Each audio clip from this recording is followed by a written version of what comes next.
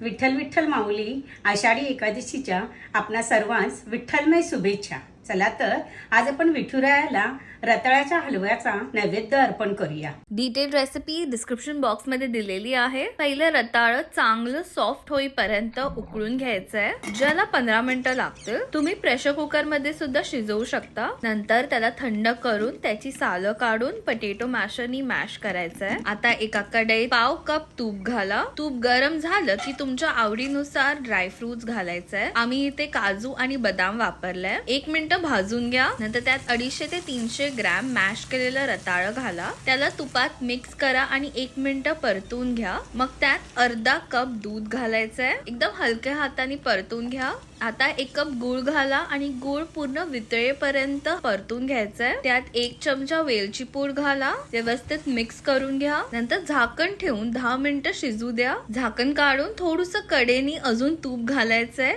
जोपर्यंत हे पॅनला सोडत नाही तोपर्यंत आपल्याला मिक्स करत राहायचंय। आपला रताळ्याचा हलवा आता तयार झालेला आहे। खूपच छान दिसतोय। उपासासाठी किंवा प्रसादासाठी एकदम योग्य। हा हलवा एकदम तोंडात टाकल्या विरघळणार आहे। नक्की ट्राय करा आणि तुमचा फीडबॅक कमेंट्स मध्ये द्या। धन्यवाद आणि अशाच नवीन रेसिपीसाठी फॉलो करा।